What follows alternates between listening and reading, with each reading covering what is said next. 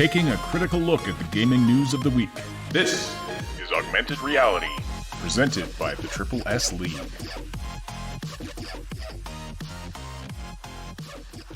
Hello, everybody, and welcome for the final time in 2019 to the Augmented Reality Podcast, your source for news, leaks, and insights about games and the gaming industry. December 30th, 2019. This is not a Monday, or Wednesday, or Saturday edition of the show. It's an odd Monday edition just because of the way scheduling worked this year with Christmas Day and New Year's Day both falling on Wednesdays. Isn't it odd how this year Christmas and New Year's Day both fall on the same day of the week? That's so bizarre. So bizarre. Just like those years when Halloween falls on a Friday the 13th. I'm sure you've heard about that too. Mm-hmm. Anyway, bad internet jokes aside, my name is Ash, and I'm here as always with Cybsidian. We're here to wrap up the year and look ahead to 2020. Can you believe it's been 20 years since we were all waiting with bated breath on December 31st? 31st of 1999, waiting to see what havoc Y2K would wreak on the world. Those of you who are a little younger may not even understand what we're talking about, but there was this big kerfluffle at the end of the 1900s about how computers would, when they rolled over to the year 2000, would actually think that it was the year 1900 because they only stored dates in the two digits at the end, apparently, 98, 99, and then it would jump to 00, and then it would be catastrophe, and bank accounts would be frozen, and planes would be falling out of the sky, and the entire universe would explode, basically. But anyway, of course, none of that happened. I think the worst, there were just like some funny quirks that happened. Like some old guy who was like 105 years old got a letter that he was supposed to register for kindergarten. I think that was the only thing I heard of that actually happened. As King Weeby said, yeah, billions were spent to prevent it happening. Anyway, nothing big happened. But anyway, I can't believe that was 20 years ago. Yeah, oh man, that was crazy in how seriously some people took it. Yeah. And you still hear that. Okay, I think there's like a couple movies that have been made, and there's the one TV show that's made about it, where it's like, yeah, people enter the bunker. Is this like homemade bunker because they expected the world to end, and then they come out, in the last like year or something like that, and they're like, oh my, it's mostly faked. I don't think that was actually ever a thing. Not that I can remember. I know that there were a couple people who like went into homemade bunkers, the day of, and then came out like a week later or something like that when, it was clear that nothing bad was happening. For some people took it crazy seriously. Yeah. Like, that it was like a 2012 kind of situation where they thought the world was ending. But anyway. Yeah, I had totally prepared. I had gotten a vehicle, decked it out, with the whole like front hood extension where you could, slap a couple bodies up there in chains, and then like, all the red paint and like preparing the Mohawk stuff. Mad Max, yeah, I was totally expecting it to go full Mad Max, but unfortunately that did not happen. So I still have like a whole bunch of hair dye and an enormous amount of like bottled water and fuel that I think has gone bad now. I think you could just go to Comic-Con and you'll sell all that stuff within a day. Yeah. Anyway, I do every time there's a Mad Max movie that comes out. Can get offload a bunch of that stuff, but no, seriously, it's like it was crazy how much that's changed, and it's also a little crazy on like, how technology, it never quite evolves the way that people think it does. It's like people are like, no, it's never going to happen. And 10 years later, I'm going to be flying around in my flying car. It's like, we still don't have flying cars. We don't have flying cars, but we have stuff that they were not predicting 20 years ago either. But I mean, anyway, we should get back to talking about this. Let's narrow our focus here a little bit to 2019. I welcome everybody who is busy in the live chat. It's great to see you all here. I know it's a little slower during the holidays, but we're glad you're here and to sort of recap the past year and then look ahead to what's coming in 2020 in the world of gaming. So Cookie Ocklate has a question. Hi, Triple S League. What are you going to be in Cyberpunk 2077? I'm a net runner with Street Live. So you're going to go with the Street Kid life path. There's 3 life paths you can choose. There's the Street Kid, there's the Corpo, and then there's the Nomad. I'm probably going to go with Nomad, just because after studying up on it in the Cyberpunk Red lore book, the Nomad life sounds fascinating to me. That's probably the one I'm going to start with first. Mm-hmm. It's that or Corpo for me, just because I think it'll be more interesting. Gangs are I mean, they're so try-hardy. They're so try-hardy. But yeah, no, to me it's like Nomads or the executive, like bigwig life. I think that's probably a good place to start. Well, it's one of those things that's going to make the game worth playing multiple times. Just just see how it changes and what you experience with each of the different life paths. Mm-hmm. Okay. Let us know in the live chat what are you most looking forward to in gaming in 2020? Is it a console? Is it a game? Is it a what are you most looking forward to? Is it something in the industry? Let us know. We'll get to as many of those comments as we can throughout the podcast today. And of course, don't forget to slam that like button. It likes it rough, and it tells us and YouTube that you appreciate this content. Max Darrett is in the house. He says, Last of Us 2. Awesome. Just before we jump into what's going on in the future, quick recap of the past year. Back in January of this year, we had Bungie splitting with Activision. We reported on that, and it looks like it's working out fairly well for them. Also back in January, we defended Randy Pitchford amid his lawsuit. Us and fellow YouTuber Supmato. That did not work out as well for Supmato. We'll get into that in a sec here. We also put out our world-famous video, Canadians React to Canada, being included in Civ 6. And we did our first Anthem streams. Oh, remember back when we had some hope that it might be something, that game. What did come out of that is, of course, it had a nice loading screen because, we couldn't actually get into the game for the first little while. Saib, I think you just sat there on a loading screen for the first couple hours of your live stream of Anthem, something like that. Yeah, it was pretty messed up. Just in general, it was like, God, I can't think of a game that had a worse go of it. I mean, people talk a lot about 76 and I mean, there's all that controversy this year as well, but overall it's just like Anthem was it's probably one of the biggest letdowns ever, because again, we had so many people telling us, oh my God, this is the best game we have ever made. This is the best thing. We've been working on this for 6 years. It's gonna blow your mind. It's gonna be the best thing ever. And I'm like, afterwards, I'm like, what have you guys been smoking? Like, I know weed just became legal in around that time in Canada, and I kept wondering, it's like, what are you guys just like piping that stuff in, through the entire office? Like, is that what's going on here? Because this was not a game. This was a travesty of an excuse for a game. Absolutely. And as Max says, the promise of Anthem, if they fulfilled it would have been legendary. But they did not deliver anything close to what they promised. What they promised did not exist when they promised it. When they showed us the trailer for it at E3, that game that they showed us did not exist. It was just a cinematic, basically. Yeah, massive lost potential. It was a dumpster fire, it was. And by February, it was basically a confirmed flop.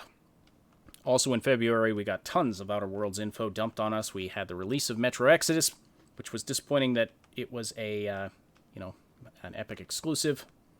And we also got the CyberCupid Valentine's Day image / card from CD Projekt Red. That was nice. I remember covering that it was quite a cool little thing. In March, we found out that The Outer Worlds was to be an Epic exclusive, which was disappointing. Of course, there was a little loophole in that it also released on the Microsoft Store, which is where we purchased it. Borderlands 3 was officially announced. We had the release of Sekiro, which went on to be Game of the Year this year at the Game Awards. In April, we found out Borderlands 3 was to be an Epic exclusive. And we also got info about Bethesda's massive upgrade to their engine that they were doing for Elder Scrolls 6, and I know there's a lot of apprehension about that, but Trax Maya says, what about Devil May Cry? Yeah, unfortunately, you can't cover everything.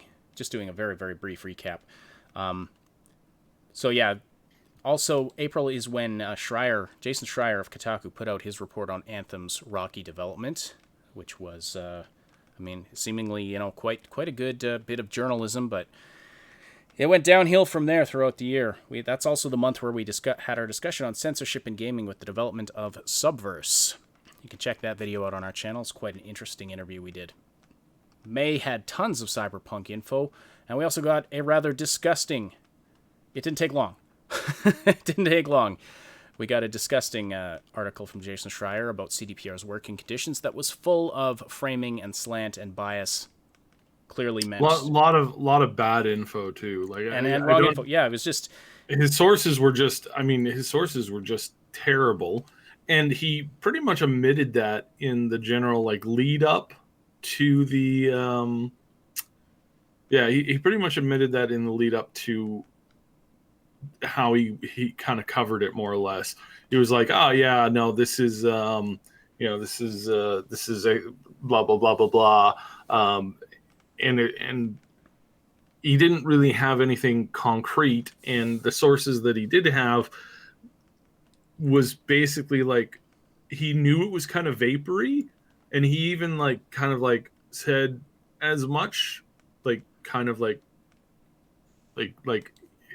he implied that it was possible it was quite vapory, and it's like, dude, if it's vapor, then why the hells are you reporting on it? I don't get it. Why would you even think that this is a good thing to do? Well, this is one of many examples that led to something that we did the following month. But also in May, we got, of course, the official announcement of Baldur's Gate 3 from Larian Studios.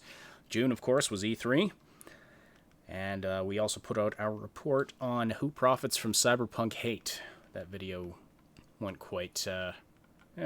stirred up some conversation, but we just got... We got a lot of we picked up some hate from a couple of journalists over that too. That was quite funny. But I mean, when you get to the point where you're just seeing this ridiculous media bias about aimed at a particular game for some odd reason. Commander Jane Sheppard in the chat. I wish Jason would stop contradicting himself. He talks on Twitter how he hates leaks, yet he writes a lot of leaks. Fair enough. July, of course, we had tons more Cyberpunk info. We got our first look at Cyberpunk Red. No, so just quickly with the Jason thing. Yes, he hates leaks when they're other people's leaks. Yeah. He loves leaks when they're his leaks. Yes, of course. We're going to get a little more on Jason. We're not done with him yet for this year. So we got our first look at Cyberpunk Red in July. July also is the month where Submato had private investigators show up at his house and shortly thereafter Take-Two completely obliterated his YouTube channel. We're not going to dive into that, but it was a stupid situation. And you did kind of mention that in the preamble there, and it was kind of weird because you laughed, and I was like, why are you laughing?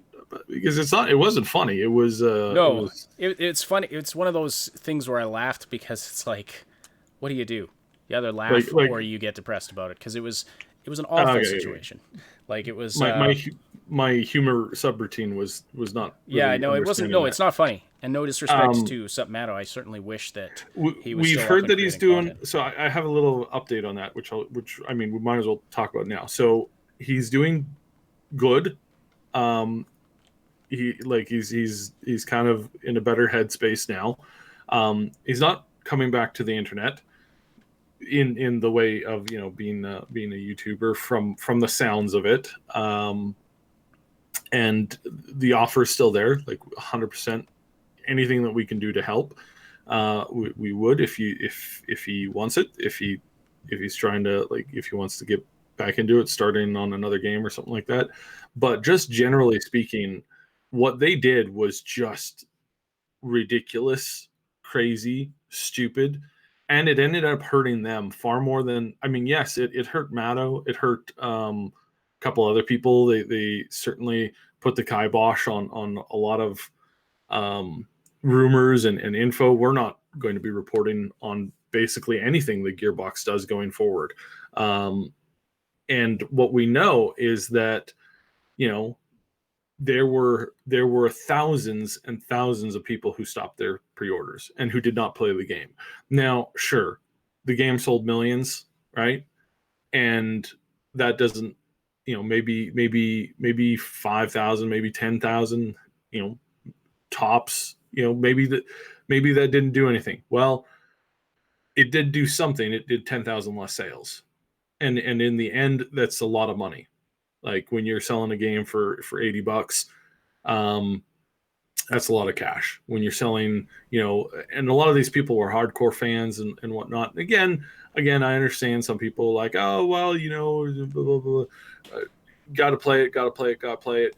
You know, some people, they said, well, I'm not going to buy it when it releases. I'm only going to buy it when it goes on sale, or they're going to get it from a bargain bin, or they're going to buy it secondhand.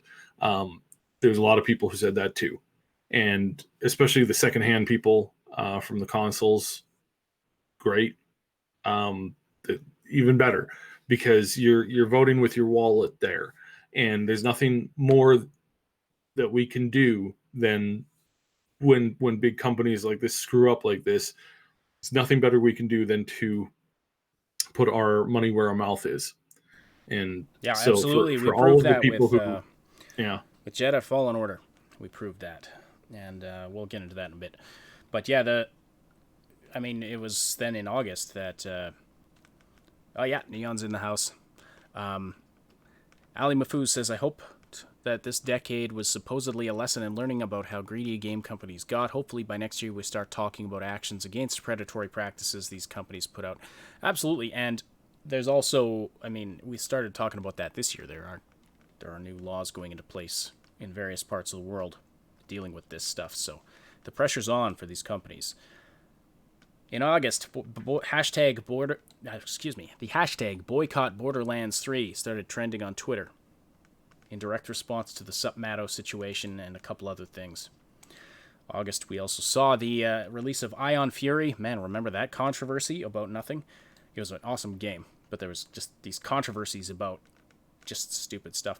We also had Gamescom, another mini controversy in the form of the nudity in the Cyberpunk 2077 character creation demo being covered up, and there was worries about the game being censored. mm-hmm. And then we also saw Kotaku's utter and absolute hypocrisy when it came to covering gender issues, because that's also when we found out that the character you create in Cyberpunk 2077 would be completely gender fluid. You can be, you know, you choose a body type and gender what is it, body type and gender separately, or body type and something separate? Anyway, you can do whatever you want with it. You can mix and match it however you want. Yeah, you're a cyborg. You can get attachments for wherever, right, to do whatever. But you had these news companies jumping all over CD Projekt for being transphobic because of a poster in which a woman is shown to have an augment of a sexual nature, and saying, "Oh, this is a trailer hitch. This is transphobic," even though it completely wasn't. Then it comes out that they are you're completely free in what you do with gender in this game. You can do whatever you want. Complete radio silence from all of the news outlets that had shit all over them for this other non-traversy stuff. And that's when I just realized how utterly disgusting these outlets like Kotaku and PC Gamer and Polygon are. I mean, my blood boils, and I mean, it's not very often you swear. So, I mean, you were really upset about this too, and it's because the hypocrisy of the Yeah, whole thing, it is, and, it's and clear. the utter lies that they will tell their audiences. It's like, oh yeah, we're really upset about this. Oh, you are you? Oh yeah, we're just so angry. Yeah. It's like, okay. What do you do? Oh, everything you do on this topic is fake. Okay, well, Yeah. that's cool. Commander Jane Sheppard, this isn't a recent thing. This is something from back in the summer that we're kind of recapping. But anyway, this is why I don't even look at Kotaku or Polygon or any of these websites for news. September was a little quieter. Greedfall released. Take-Two sent in the goons again, this time to harass a modder and his mother. It was, and this was also around the time that big men over there at Take-Two and Gearbox. They're just super super proud of their job of showing up to a 15-year-old's house and berating him and threatening him with legal action, and then threatening his mom. No, because he's not 15. He's an adult. I'm exaggerating, but yeah, it's like good job there, buddies. Like you guys got some real balls on you. Yeah, you go threaten an old lady who has no idea about what even you're talking about. Like she did, like this lady probably general like understanding of the internet, and then you're showing up talking about modding of a video game. It's like and threatening her with legal action. It's like what the hell is wrong with you? There's a special place in the burning underground for people who threaten like any elder, just in general. I'm not saying she's an old lady, but it's like every mother deserves a modicum of respect in culture. Like everybody deserves a modicum of respect, but it's like it used to be that it's like there's a couple things you don't do, and this is one of them where it's just like you guys, they really disgust me. They really disgust me. And this year I've had it up to as much as I could possibly have it with any game company with 2K. I cannot believe how like and everybody kind of, not everybody, a lot of people give them a pass on this. Like everybody is bashing on Bethesda, as we'll get into at some point, that hatred is well placed, but also maybe not.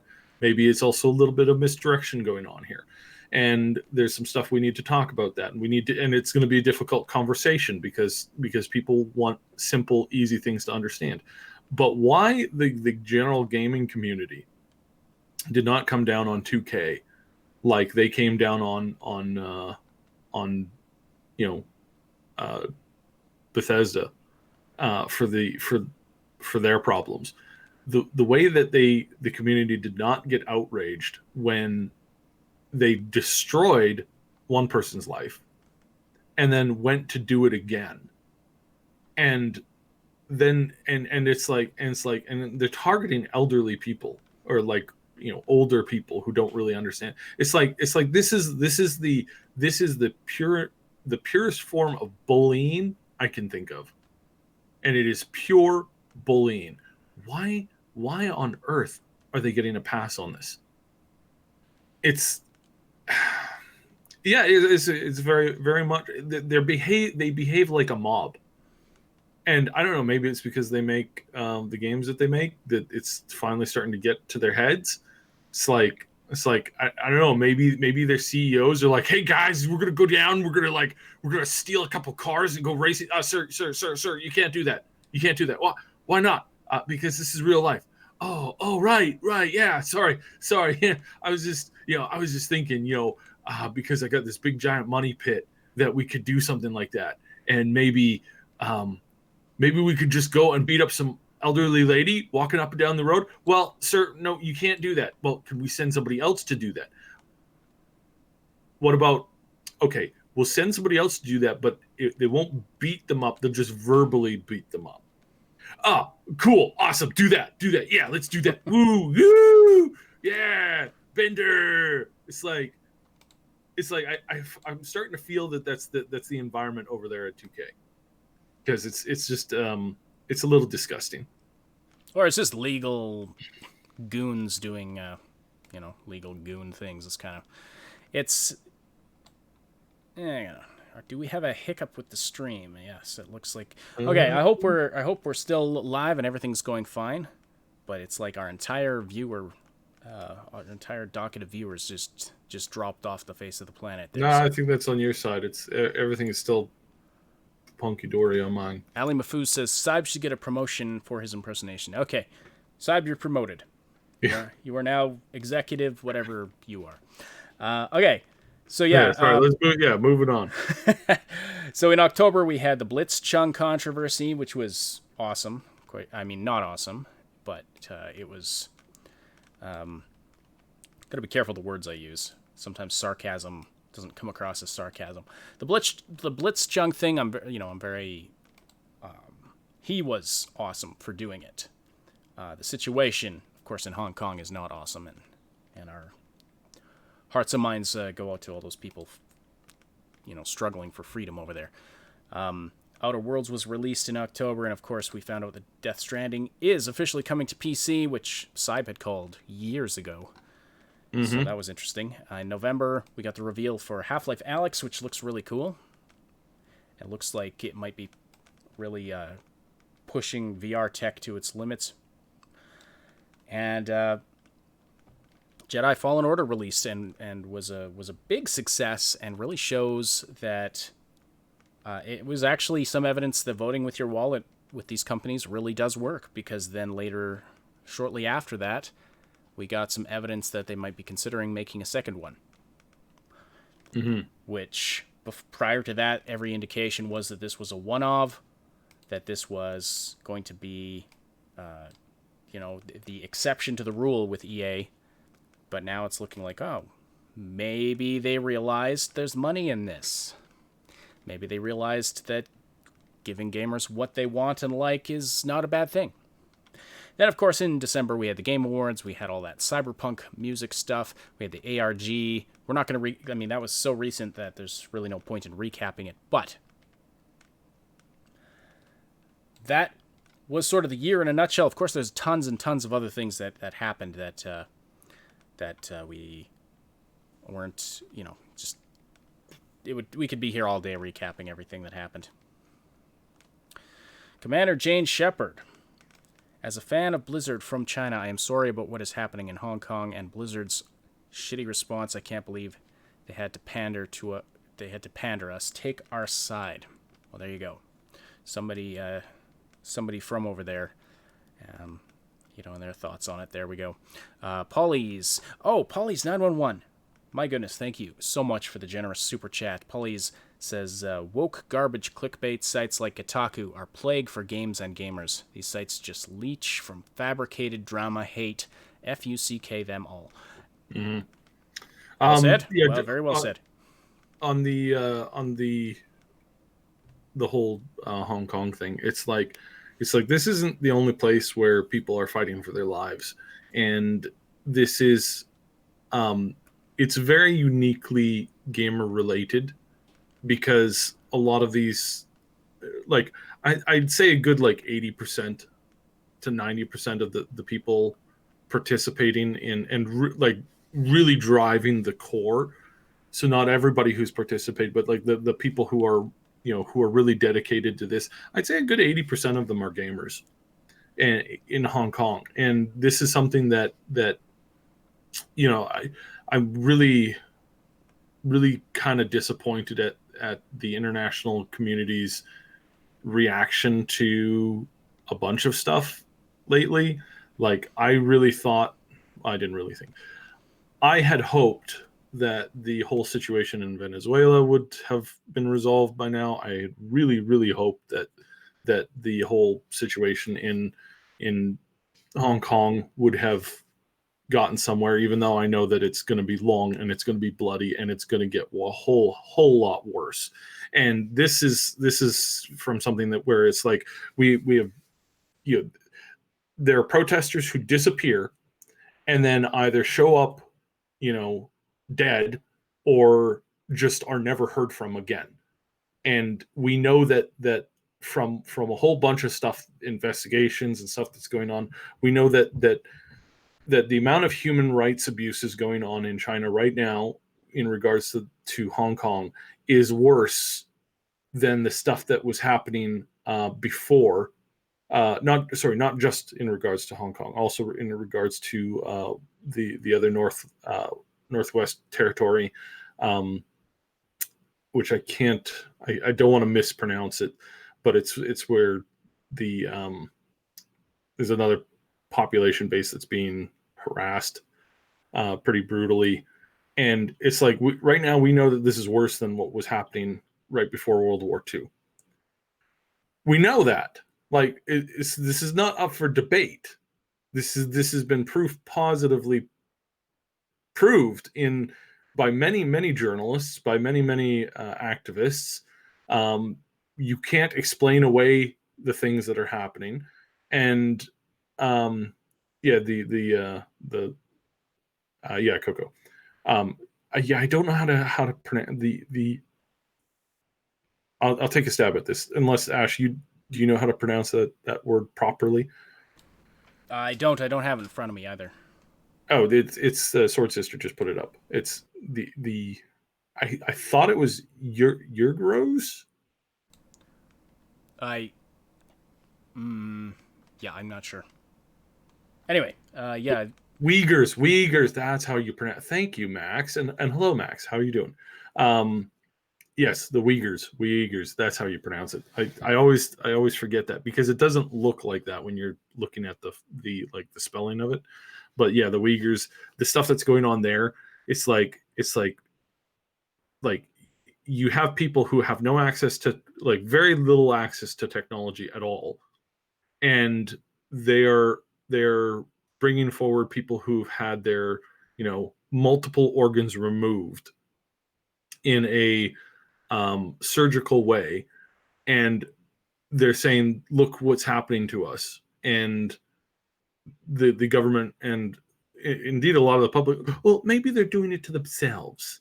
It's like no, they don't have the technology to do that to themselves, and certainly not on the mass and level. And oh yeah, what's this if you want to go get like a fresh clean liver, it's the cheapest place in the world to do that right now is China.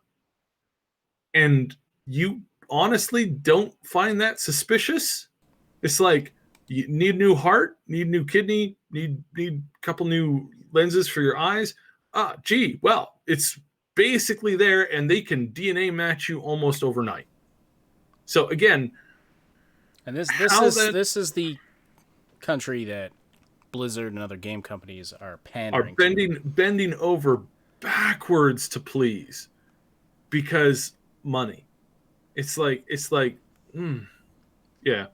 Geopolitics is rough. I don't want to get into it too much, but again, this is an important program issue here today. But it is, you know, and it is one of those examples, though, of the game company, or the gaming community, gamers, the people who, you know, the media loves to call us toxic and entitled, rallying together behind something important.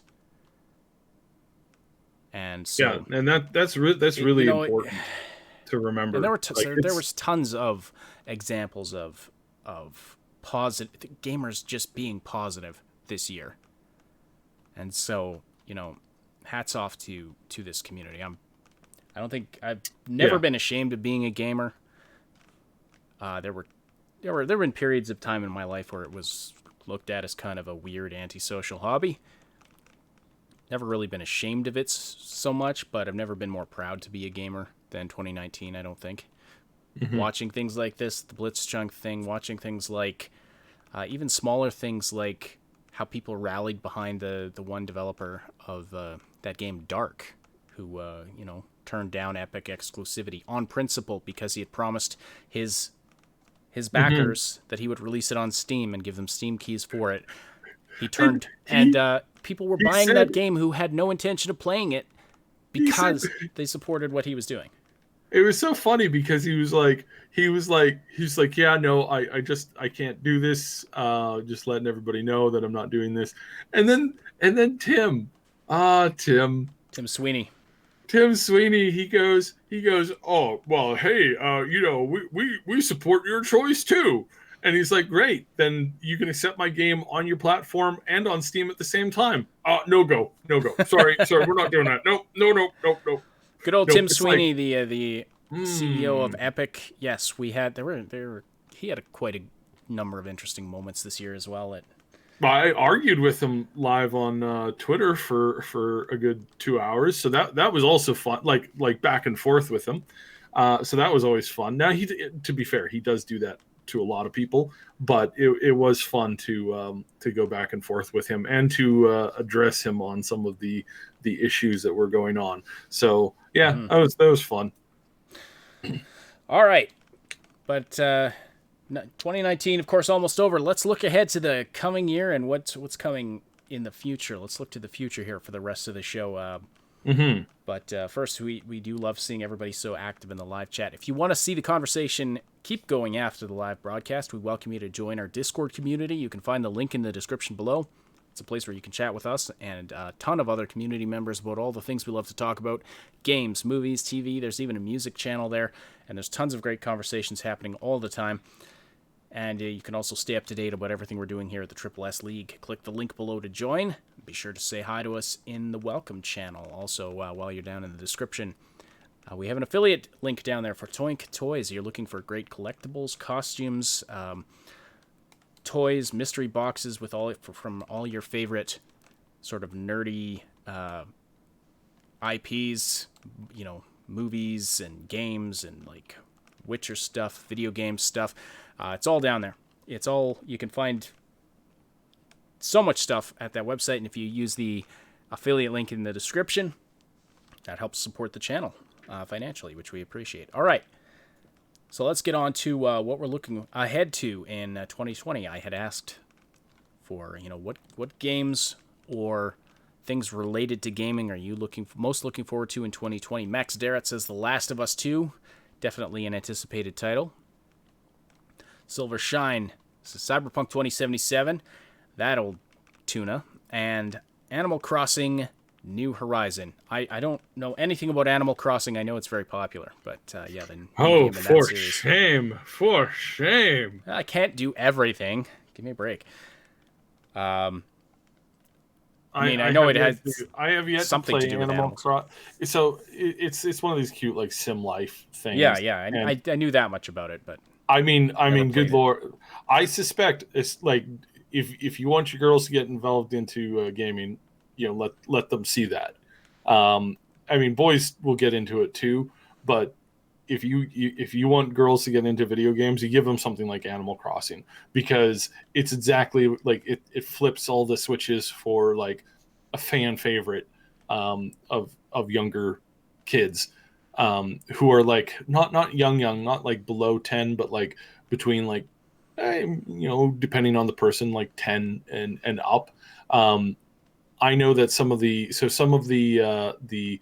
older female gamers out there, like in their mid 30s and stuff like that, they love that game. For the ones that play it, it's like The Sims. It's just something that they absolutely adore, because it's got so much like social stuff going on between all these really cute characters, and you have just this adorable stuff going on constantly, and the graphics, huge improvement on this new one coming out. It's a virtual garden, and it's a very enjoyable virtual garden, and it's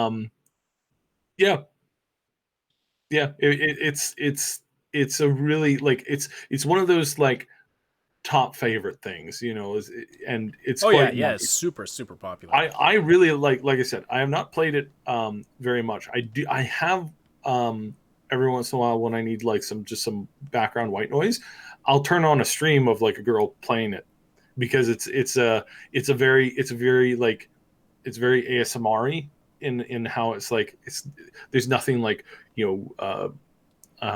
clashy about it. It's just nothing. like It's not it's like explosions and gunshots. garden. It's, It's like, yeah, they've got cute some little stuff noises and things. Yeah. there. Yeah. It's one of those games that I'm very, very happy to see do well, because this proves that gaming is not a one-trick pony, right? It proves that there's more to um, the community as a whole. It proves that there's more to the community than what a lot of people state or claim or berate that there is. And it makes me happy to see any kind of a game like that do well, and I think that's a totally solid good thing. Right. And so, what do you do once the animals are grown? Do you like eat them? Do you what happens? And I'm kidding. I'm just trying to do some non sequitur humor. All right. Commander James Sheppard says, I am looking forward to Dying Light 2. I hear they're doing cool new things with the AI. I'm looking forward to that one as well. Yes. I actually, and I'll definitely be the one covering it, because I know that's one that'll give Cyber simulation sickness, unfortunately. But it's horrendous. But I love those. It's about as bad as it can come, but I have to give them props. Their AI, their questing system, and other features that they've been putting into the game, definitely, truly next gen. Yeah. Truly next gen. I am very, very pleased with its overall, with their overall direction that they've been going with that. And I think that is, I think that it's a really solid thing. And I love for good action first-person games where you're doing parkour stuff. It's my jam. All right, Project. Sorry, I'm gonna butcher your name. Gersgors Saigen. I apologize. I do not know how to pronounce your first name there, but Project 8 by 11-Bit Studios, at least an announcement trailer. So I went and looked this up.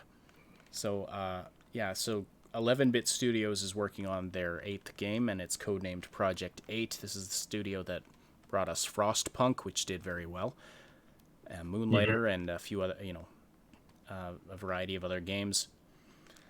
So let's see. Project 8. I found this article from June of this year. Project 8 is already 2 years into development. Prototyping has already been completed, and the developers I spoke with estimated that there are roughly another 2 years to go. So I probed for some additional information about this upcoming game, but a representative told me that they weren't ready to go into detail just yet. And, of course, then they speculate, well, are we going to see anything at E3 or Gamescom about it? Of course, we did not. But is it possible we'll get some kind of a reveal in 2020? That's very possible. That would be very cool. All right. So those were the ones from before. And just scrolling back down to the bottom of the chat here. Yes, the Dying Light 2. The next, Ali Mafu says, there's rumors that the next Assassin's Creed game might be an Assassin's Creed 2 reboot. I hadn't heard that myself. I've heard rumors about reboots, but I would heavily not trust those rumors. It's something that I'm sure is on the plate, but I don't know if it's something that if the timing or if even the availability is, the window is open for that yet. I feel like I feel it's one of these things where it's like it's an interesting theory, but I just don't think it's got legs to it. Sword Sister says, good lord, I hope Bloodlines 2 won't suck. Okay, there was a conversation about this happening before we started the podcast today in the chat, because the chat is available long before we go live. And there was some discussion about how people are looking forward to this game, but there's worries that it won't be very good. And it's very difficult to say at this point. But yeah, well, I definitely hope it doesn't suck too. No pun intended. Jerry White says Cyberpunk 2077, Watch Dogs Legion, and Marvel Avengers. Interesting. Watch Dogs Legion is one that I wouldn't say I'm looking forward to, but I'm interested to see how well it does and how it works. This idea of being able to control pretty much any NPC in the game, that they all have an individual story and individual skills that might be... Yeah, I don't know how they're going to pull that off. It seems very, very over the top. Marvel's Avengers looks all right. I don't remember. What did they do to their faces? Yeah, well, what did they do to their faces? They don't. Yeah, right. So they didn't want to pay the millions to license the likeness of 6 Hollywood actors. I mean, yeah. So there are some people.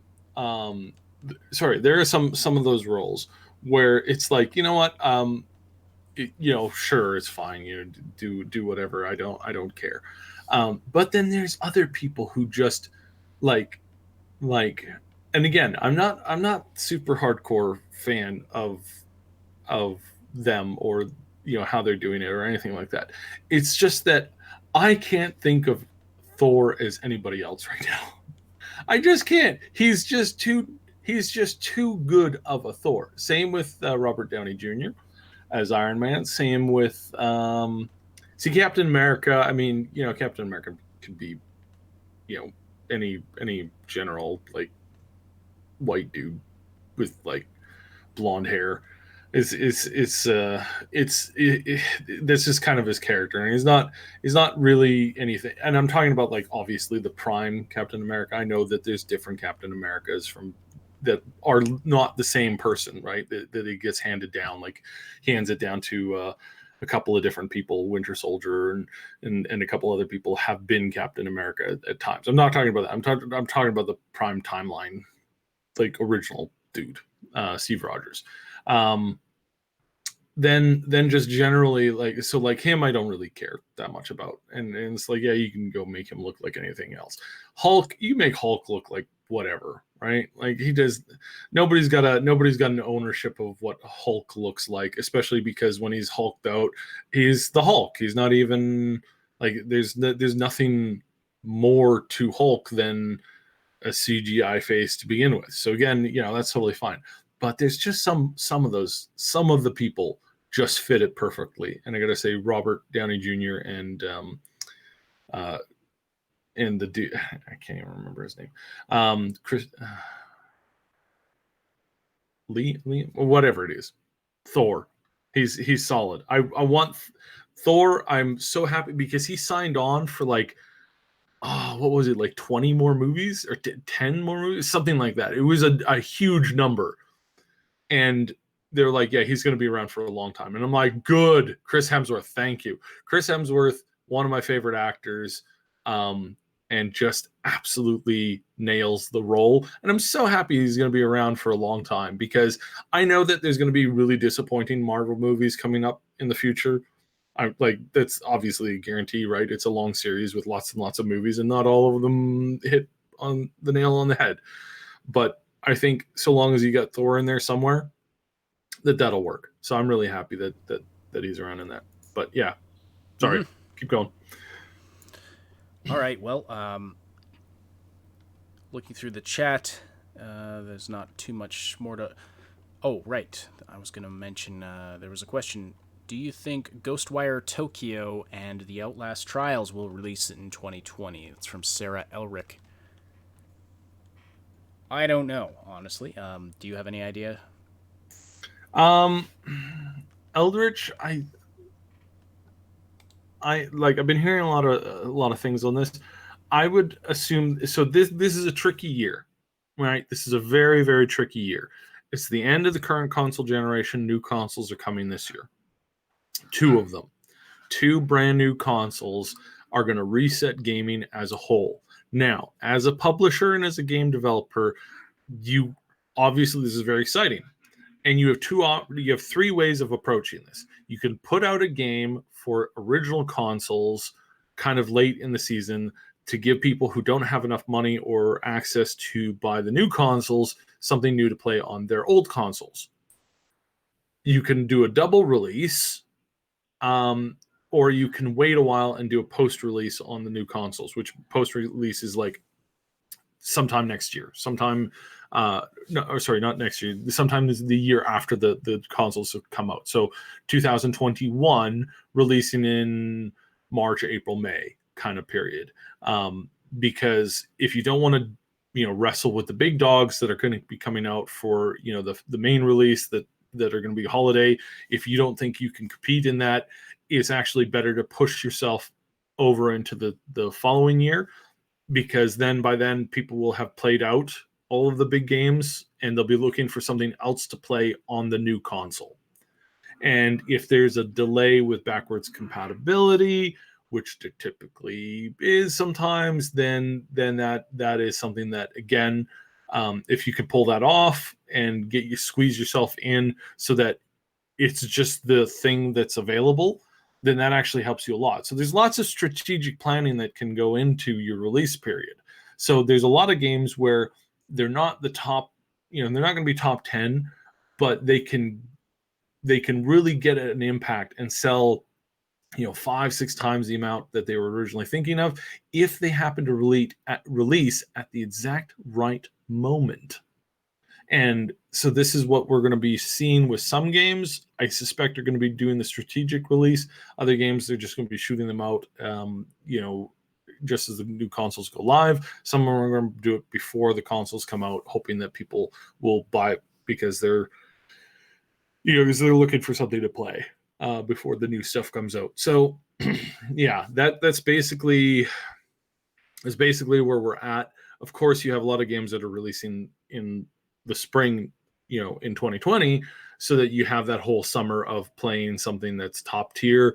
And then you're going to be, seriously, I suspect strongly that Cyberpunk is going to run the Game Awards and all of the awards for this year, because they have so little competition as far as like the current gen stuff comes out. Sure, somebody can put out a game in October or November-ish, but that's not enough time for the Game Awards.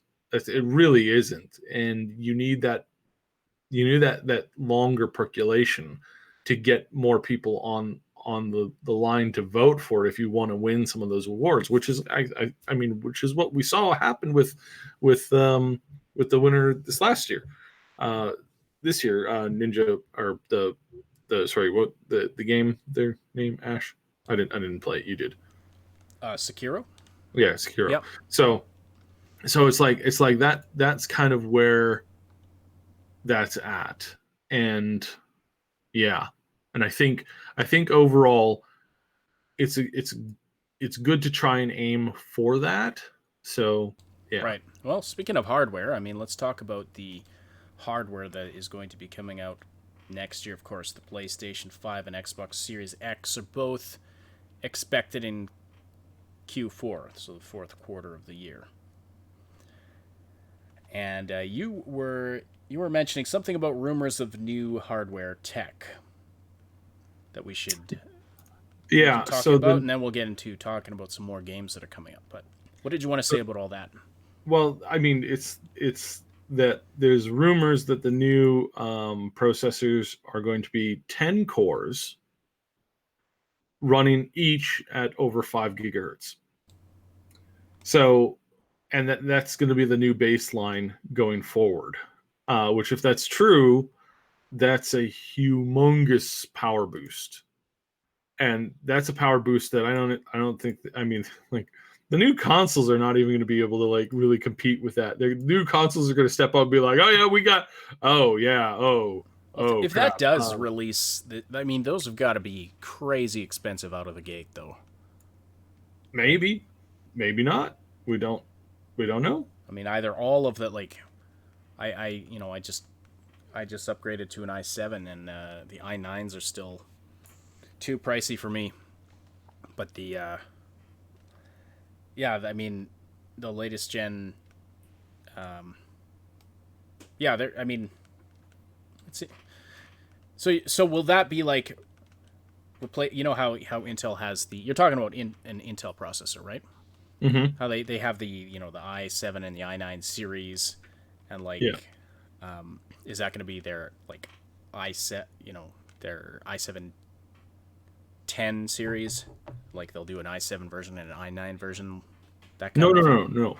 I10s going i10s. forward The i10s. Oh, okay.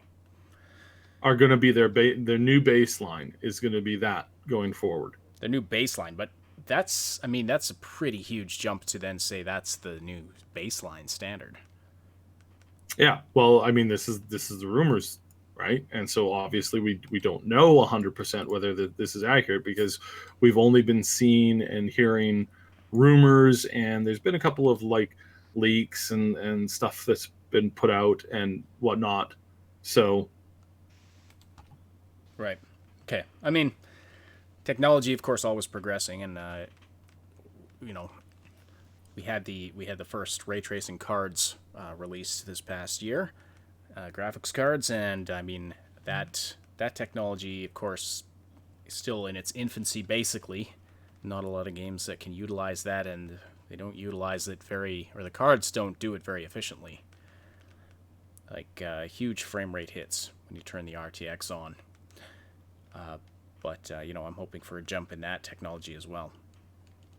Some other kind of bizarre consoles coming out next year. We got the Atari VCS,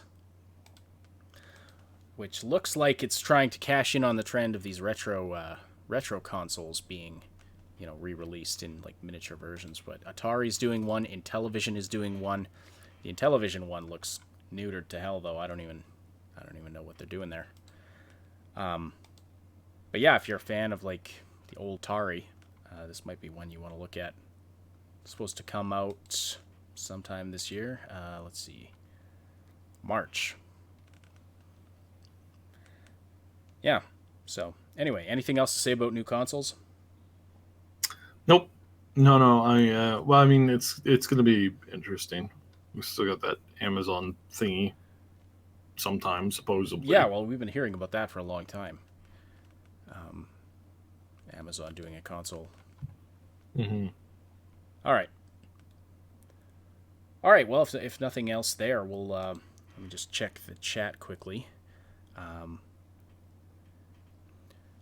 Ali Mafuz is saying i10 is basically the i9 overclocked and marked up. So much failed from Intel.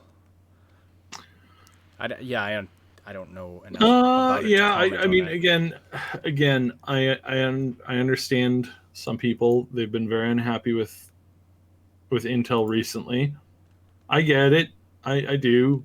But like again, we don't know yet because nothing's been like confirmed, right? So I would just be like, don't count them out yet. Don't count them out yet. All right. Love Kato. When is Celeste Chapter 9 getting covered?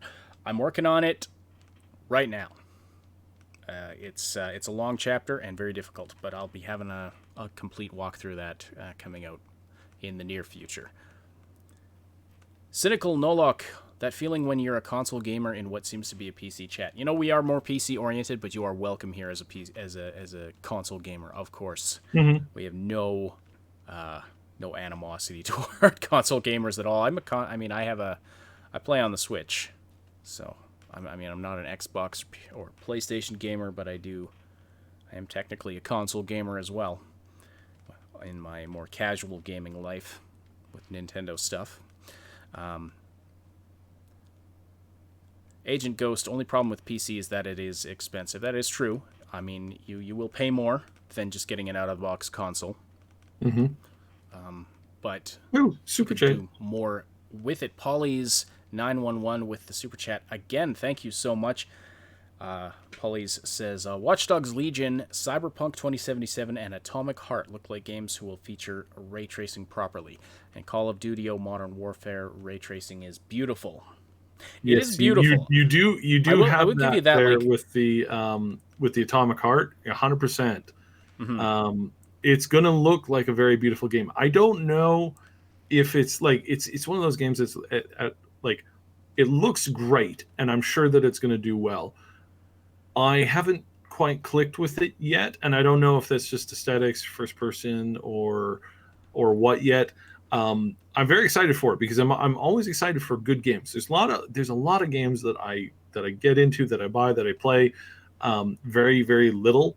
Like some of my like favorite games are like I only have like 5 hours in, just due to like time constraints and just not ever really getting the proper time. But I still favor them heavily as a very very good product. Um, and yeah, I do want to emphasize that. Like I can't emphasize that enough. It's like some of these games are really really good and deserve huge amounts of credit, Mhm. absolutely huge amounts of credit.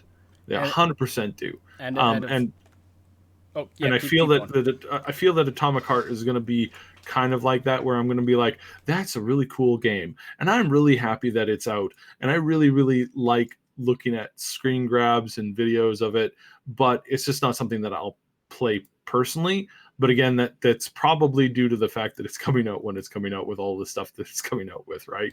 So Yeah, release timing does definitely play into yeah, to what catches huge your interest. huge. So, as far as the ray tracing itself, though, to Polly's point here, Mhm. the ray tracing it looks gorgeous when you see stills of it. It does look like, yeah, it looks amazing. I'm not disparaging, what they've done with that technology there. It's just that everything I've heard is that if you are running these games with the ray tracing on it, on the 20 series cards, it does take a massive frame rate hit. Now, does that mean it's dropping from 120 down to like 60, in which case it's still very very playable, or does it mean it's dropping from like 120 down to 35, in which case no thanks? So and it depends on a variety of factors. So Max Darrett with the super chat, thank you so much. Aside from Cyberpunk, what is your most anticipated for 2020? I'd have to think about that. Because Cyberpunk, I mean, it's certainly taken most of our attention on this channel. Well, it's definitely not Subverse, if you know what I mean. Definitely not. Definitely not. T- One of us is being totally, sarcastic, and the other isn't. totally not. Um, I think Subverse is honestly mine, not because of the obvious, but because this is a game that is going to turn. It is going. This is a game where somebody's walked into the corporate room and flipped the table, and I love flipping tables as a god damn, what's the word, um as an act of defiance against powerful people.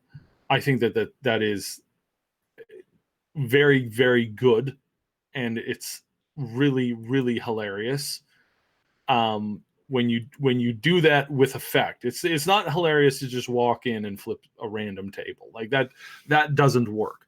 But when you have all these greedy, snide, selfish, arrogant people who are elitists to their core, gatekeepers, and refusing to allow you access to anything and everything because you just don't understand. You're just a little pathetic blob on my windshield. I couldn't care less about what you do, what you think, or what you say. Everything in my world is mine, and you're just in my way. It's like when you flip the table on somebody like that, that's where things get interesting. That's where suddenly it's like, oh, really? You don't say. Hmm. Interesting. Yeah. Interesting. So yeah, no, I mean, check that's out our. I mean, if you're curious, check out our interview we did with Studio Fow, uh, and their approach to their views on censorship in gaming. It was an interesting, very interesting interview. Mm-hmm. For me, I think it's a toss-up between Dying Light 2, Doom Eternal, and SpongeBob SquarePants Battle for Bikini Bottom Rehydrated. But I'm probably going to say Dying Light 2. And of course, that last one was a joke. I think Dying Light 2 just because I love the concept of it. And it sounds like it's going to be really cool. I mean, I think that what did I say? I said Doom Eternal, right? Not Halo Infinite, although Halo Infinite is up there on my list too. Really interested to see what they do with that one. I'm an old school Halo player. Back to the original Halo, and it was, loved that game. What they did with it was fantastic. It really kind of set a new bar for FPS games. So, yeah, I think I think Dying Light 2 is on the top of my list. Halo Infinite, and the new Doom. And I mean, we'll have to see. Vampire the Masquerade Bloodlines 2. I would say a lot of these, though, that I'm listing are ones that I'm really curious about, not necessarily hyped for. Dying Light 2 is one that I would say, yeah, I'm definitely going to play it, and I'm somewhat hyped for it. There's honestly not a ton of coming out besides Cyberpunk. There's not a ton in 2020 that I'm super hyped for at this point because I need more info about these games, right? Mm-hmm. There's a lot of them I know I'll be playing, I know I'll be trying out, I know I'm very interested in. I'm interested in the new Watch Dogs game whenever it comes out. Does that mean I think I'm going to enjoy playing it? Not necessarily. I don't know. I'm just interested to see what it is. And it was kind of like the Death Stranding situation. It's like, I have no idea if I'm going to like this, but it's an interesting concept. And it could turn out to be really, really boring. And quite frankly, Death Stranding does look like a game that I'd be pretty bored playing. I don't think I'd enjoy it at all. Aside from, I think the story is interesting, but if I want the story, I can watch a YouTube recap of it. So, I don't know. Did I answer your question? Hopefully I did. Let's see. Jack the Dynamite, Resident Evil 3. Oh, yeah, the Resident Evil 3 remake is supposed to be coming in 2020 as well. In April, I believe, according to the info I have here. And that should be, the RE2, was nominated for Game of the Year, so if they do a good job with that one as well, it should be pretty good. Cuckoo says Mount and Blade 2 Bannerlord and Cyberpunk 2077. And then, where's that other one I was just about to read? Ladies, man, which one are you talking about? They would say... Oh, another one. Another super chat from Polly's. Oh my goodness, thank you so much. You are way too generous and kind. Why isn't it letting me scroll down to read it?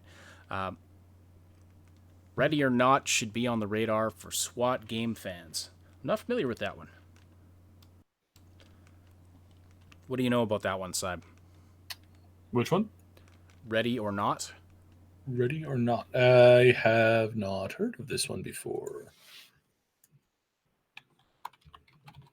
Well, I think Saib's looking that up, so thank you for alerting us to that. Ready or Not game, right?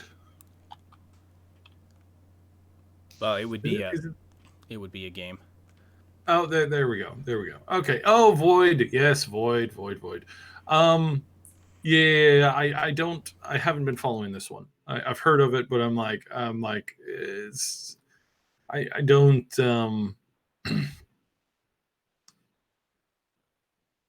Yeah, no, I've heard of this one. Little familiar with the developer, a little bit, but not something that I've been following too much, just cause. So, no, looks interesting. Again, whenever it comes to these the COD style or I don't know, it's like CS Counter-Strike type Counter-Strike type games and whatnot. like I think that the majority of the evolution has happened with these shooters, and that there's general improvements, right? And that's totally fine. Like I'm not dissing them in general, saying, well, there's no evolution, so I refuse to play it. First of all, first person, I don't do any first person myself. Unless there's a third person that I can routinely like switch out, in and out from. Like I do a lot of like first person play in Skyrim or in Fallout, where I zoom in, look down iron sights, take the shot, and then zoom out again. And in that sense, I'm constantly doing first person. I'm not moving in first person unless I'm looting in a very confined small space.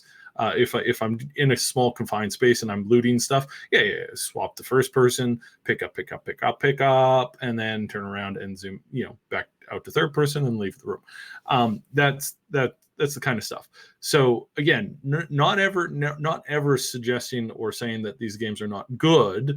It's just I think that there's a significant evolution that has to happen to these games for me to really like sit up and take notice.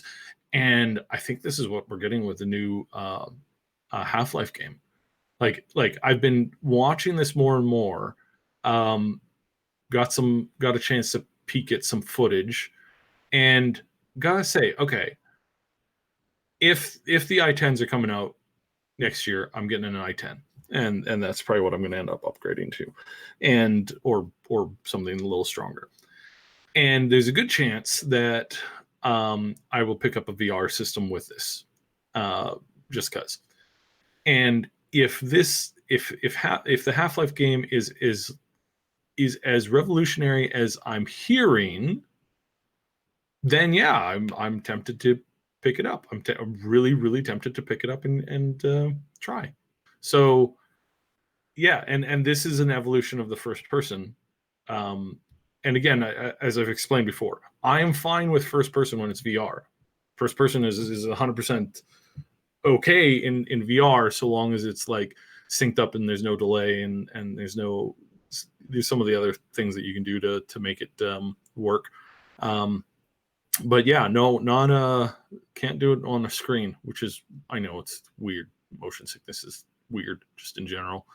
But yeah, no, this game looks good. Like it definitely looks, I'll say this, it looks as good or better than some of the other FPS games out there right now, like CSGO and Call of Duty and Battlefield and all that kind of stuff.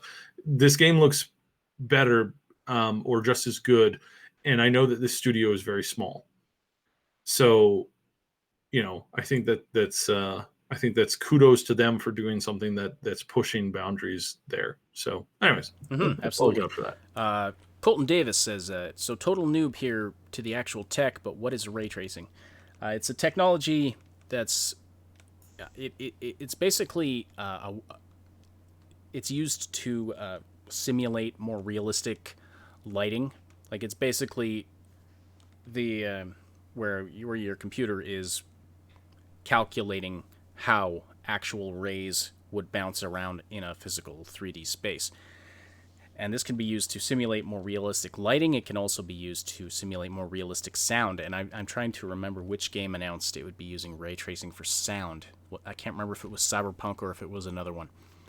But doing this as a concept has been around forever for CG, like animation and stuff. I was doing it in the 90s. But using ray tracing, of course, it ups your render times massively, even on a simple, or back then it did. So doing it in real time, of course, requires really intensive calculations. And so the first generation of cards that was capable of this just came out, the NVIDIA GeForce 20s. And so hopefully, yeah, that technology will hopefully get better and cheaper. in a number of years, it's going to be standard, I'm sure. How long that's going to take, I'm not sure. Agent Ghosts of Tsushima. Sorry, I can English. Ghosts of Tsushima. I guess that's not English. I guess that's Japanese. Ghosts of Tsushima. Yeah, another interesting one that it looks like it's going to be a pretty good one for the PlayStation. An open world samurai themed game. Let's see what else. Paulie says, in other words, you need to steal your PC from NASA. Basically, yeah, exactly. Realistic light. Yeah, and reflections to shadows, that kind of things. Neon Heart, Halo Infinite. Yes, we did mention Halo, or I briefly mentioned Halo Infinite. Don't know too much about it myself, but we were talking, I believe, earlier this year about how it's going to be implementing some new tech. And Which one? Sorry? Halo Infinite. Yeah. Sorry. Yeah, I thought you meant the other. Yeah, no. Halo Infinite is we are hearing rumors. So not to be confused with the PC Master Collection that's been released, but just overall, the general direction that we're hearing, all these rumors come out about what they're creating and what they're able to put out and what they've been designing and setting up for with this new thing. And we had heard rumors that it was going to come out. It was going to come out last year, but that was obviously not the case. But what we've heard as far as like open world tech, that you have not seen what open world tech can do in the slightest until you get a look at this game. Again, this is what we're hearing. It might be exaggeration. It might be people blowing smoke. It might be a lot of different things. But for the moment, I suspect that we will see an evolution of open world games, just because of what they've been able to kind of put together and how they've been able to put it together with this new game. And that sounds like, wow, that sounds like you're promising the world. It does sound as if I'm promising the world, and I can guarantee you that it's not my opinion. That's what I'm hearing from other testers, not the devs, because as we know, when it comes to Anthem, devs can lie, they can exaggerate, they could be very, very untruthful at times. But what I'm hearing with this, and what I'm seeing in the stuff that I keep getting, is that this is something that's truly revolutionary. I don't know how, and I don't know in exactly what way it's truly revolutionary, but that's what I keep hearing constantly from people who won't stop talking about it. It's like in the capacity that they can talk about it, which which contains very little to no details. Okay, so it's not very helpful, but it is interesting. It is very, very interesting. So, yeah, I don't know how else to put it to get it to make sense, but that's what we hear. So, Absolutely. And wow, Paulie's with another super chat. Hellblade 2, Senua's it's the Senua's what's it called? The new one. Senua's Saga, Hellblade 2. Yes, it does. That one, the visuals in it looked amazing, for sure. I still have to go back and finish the first one. I was really. It does. It really does. It really, really does. I am really stoked and excited for where we're going to see this kind of maneuver over the next little while here with that tech, because again, it looks like Microsoft is taking as much as they can, and they're putting as much emphasis, force, and encouragement for people to make the games that they want to make. So I'm really excited for it, and I'm so happy that it's happening to that studio and that they're doing such a good job. Right. Kiras says, hello. Well, hello. Welcome to the show. Commander Jane Sheppard asks, are you guys looking forward to Vampire the Masquerade Bloodlines 2? I am a big fan of the original game. I hope the developer can expand on the hard choices, the violence, and the maturity. Yes, looking forward to it as in terms of seeing what it has to offer. I don't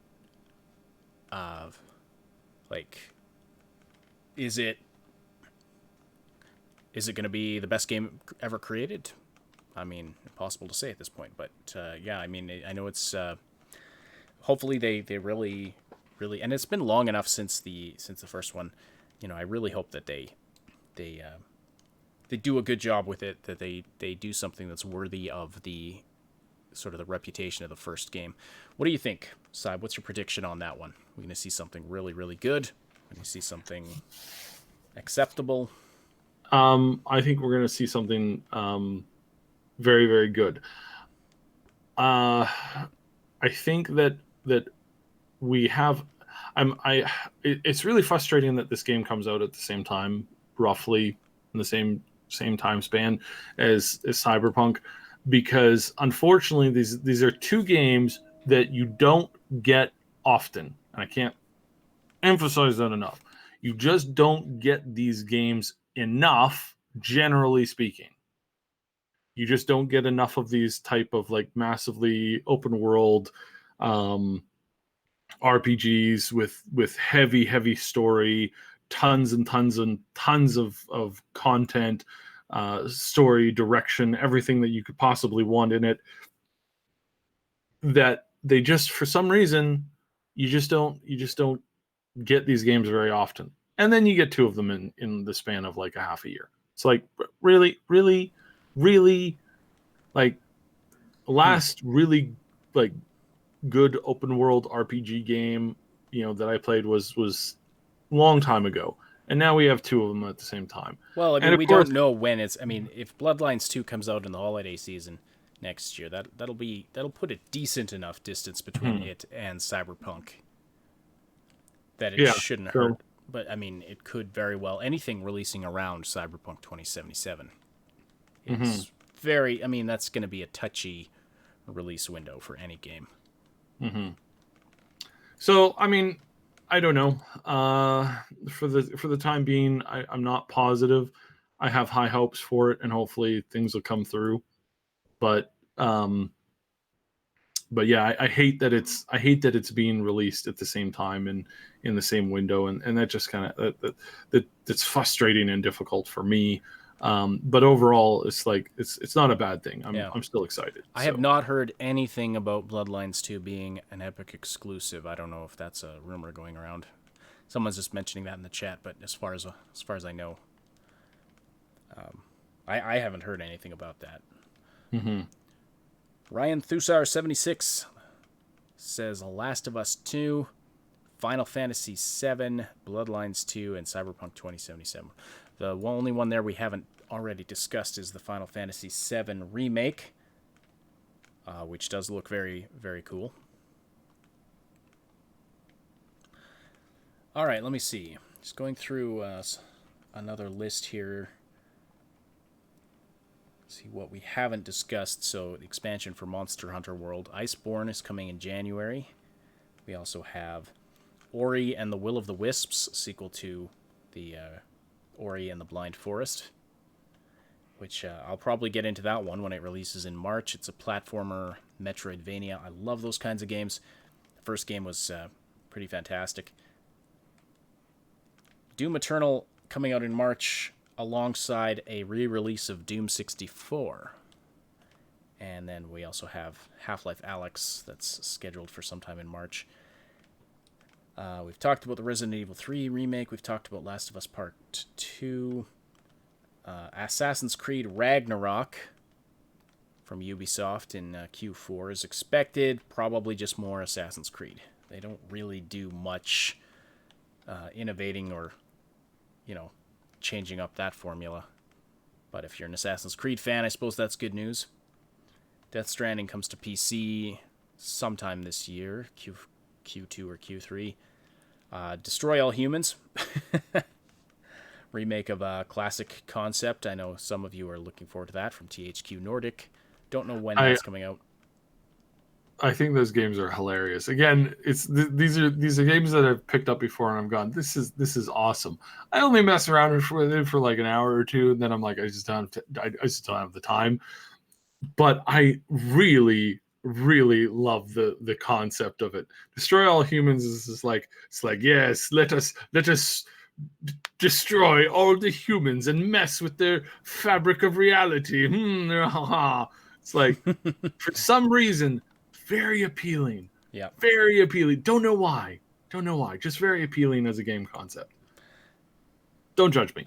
Of course, Ghosts of Tsushima, Dying Light 2, we've talked about those, Halo Infinite. Gods and Monsters is another one I'm interested to see what they managed to pull out of that one. Ubisoft sort of changing up. That's from the, what was it now? From their one of their Assassin's Creed development teams, but they're doing something completely different with Gods and Monsters. Interested to see what that one's about. Kerbal, if you're a fan of Kerbal Space Program, Kerbal Space Program 2 is supposed to be coming out in Q2 of this year. Also, Psychonauts 2, sometime this year. Super Meat Boy Forever. Now, that one, I know Super Meat Boy. Super Meat Boy, another game concept that I love the idea of. Can't be bothered to play it. You know, I can't be didn't, bothered to like finish it for sure. I went and played the first one quite a while after it came out, and I don't know, did not enjoy it all that much. It was just, there's those, I want to bring up the challenge type games where it's like okay, I do this with I'll do this often with like especially a Fallout New Vegas playthrough, especially with Fallout New Vegas. You can do it in a couple of the different Fallout games. You can do it in Skyrim if you really wanted to, where it's like either a no kill or like you only have one life. And no save scumming, no nothing like that. So it's like you have to play with what you get, and what happens to you happens to you. And I've talked about this, how much I enjoy these types of challenges. It's something that the communities have been doing for years. Really enjoy it, really love it. Overall, pretty awesome, pretty cool. It's great. I tried that with Super Meat Boy, where it's the one death playthrough. My typical game lasts about 3 seconds. So, yeah. It's hard, man. It's a tough game. But I enjoy a difficult platformer. I'm playing through Celeste Chapter 9 now. But I don't know, the feel of it, I did not like. And maybe something to do with the sort of the squishy meat sounds. I don't know. It wasn't a bad game by any stretch. Don't get me wrong. It just was not my thing. It was not my cup of tea. But we'll see what happens with Super Meat Boy Forever. I mean, I'm anticipating it being a good game. I don't know if I'll play it, but definitely, first one seems to be fairly popular. All right, let's see. We had a couple of other things. So, Commander Jane Sheppard said, we haven't discussed the new Yakuza game, Yakuza 7. Coming out mid-January. Let me just look that up here. I'm not too familiar with it. Yakuza 7. I believe that the dragon? Yakuza are a very, very misunderstood group of people who very much deserve our respect and admiration for their attempts at trying to do stuff. Okay. There's a joke in there that I'm not getting. So Yakuza Like a Dragon, yes, comes out January 16th. It's an RPG. I'm really not familiar with this game series, so I don't have much to say about it. It's got a different kind of, so it's looks like it is moving to a turn-based RPG style combat system, as opposed to previous games that had more beat 'em up mechanics. Anyway, really don't know too much about that one. But glad you're looking forward to that. Jack the Dynamite says, I don't like Yakuza 7 because it copies Final Fantasy's fighting. Huh. All right. Neon Heart says, Star Citizen. Is that one supposed to be coming this year? Supposedly. Their Squadron 40 whatever is also supposed to be coming, or that's the thing that's supposed to be launching this year. So of course Star Citizen has a game that is not part of the original game plan that's coming out before the game actually releases. All right. Yeah. I gotta say, I mean, it's a meme. It's past meme status now. It's just at this point, it's just like insanity and a little bit of stupidity of like, can you guys just release the dang game? Like, at some point, can you just please release the game? Really? Like, they keep making it bigger, and the scope is getting bigger and bigger. Here's how old that game is. When they were sitting down and starting to work on that game, they were like, hey, what's popular? What kind of actors can we get into this game that everybody loves and we got money to throw around like crazy? So what thing can we get in where, and hey, you know what's really popular show right now? Battlestar Galactica. Yeah, think about that for a second. They got a bunch of actors from Battlestar Galactica because that was what was popular at the time. Ooh boy. They are a little bit behind on that release schedule, I think. So I understand game development takes time. I do. And am I being a little shitty? Probably. But honestly, like, figure out the scope of what you can do and then get something to market within like at least 5 years. At least 5 years. It's been more than that. And yeah, it's a, I mean, it's one of these things where Polly 911, thanks again for the super chat. And yes, I agree. Star Citizen does look like it's a never-ending money scam. There are people who do have access to the game that get in there and they float around the really awesome ship that they spend $800 on. And for some people, that's all they wanted. And so I guess, yeah, so long as the game gets released at some point and does well, I mean, the joke will be on everybody who didn't, believe that they could make it happen, right? But it's still one of those things where I just shake my head. I just shake my head and go, what wow. Just wow. It seems so insane. Yeah. But whatever. Somnolence says, what is the difference between a released live service game and an early access one if you take the money already? I don't see a difference. Yeah. I don't see a difference, except one is supposedly being worked on, and yet you've got fully released live service games that just are garbage and need like gigabytes and gigabytes of patches, and a year later they're still running like crap. And I'm looking at you, Fallout 76, which we didn't talk about in our recap of 2019, but that's because there was no isolated moment that we could pull out. I'm tired of the 76. Like every day, there's somebody making a hate video on 76, and I agree, it's garbage, it's boring, it's dumb, it's stupid. What were they thinking? How could they do this to their fans? How could they just show so little respect to their fans? Yada yada yada yada yada yada. It's at this point, it's like a joke, and I'm not being like, oh, I don't want us to talk about it. I'm like, it's so circular and boring. Well, yeah, it's the same thing every day, but that's the thing. They keep giving us new things to hate on them for. But yeah, we basically stopped talking about it for the most part because it's like every week there was something new that they were screwing up. And it's like, well, this has just become noise in the background now.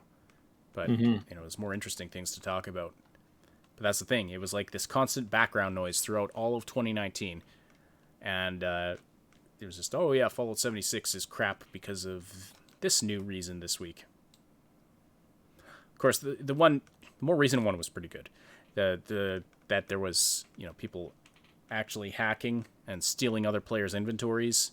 I mean, that's just a year after release. That's just bad, Bethesda. That is just bad.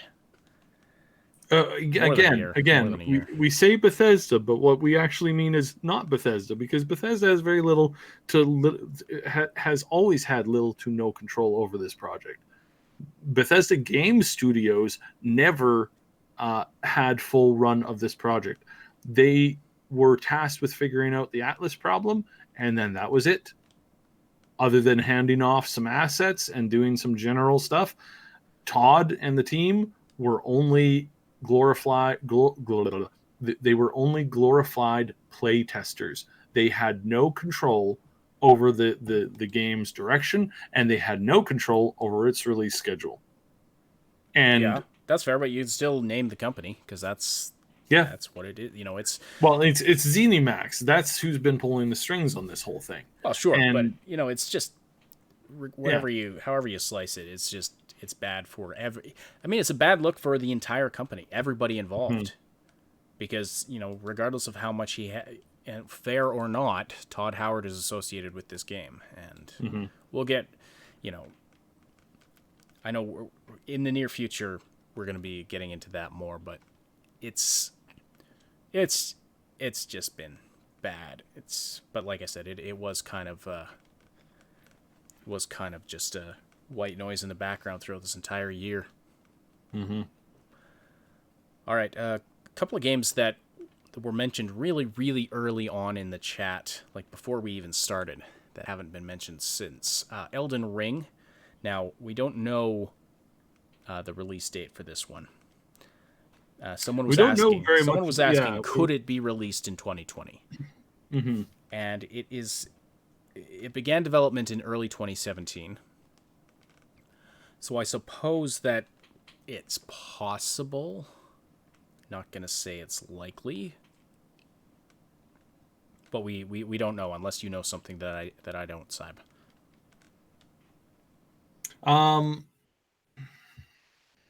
No, I don't know very, like, this is one of these things where it's like we hope and we think that it's it's going to do well and it's going to be what they promise, but we don't know yet. We just don't know yet. So right.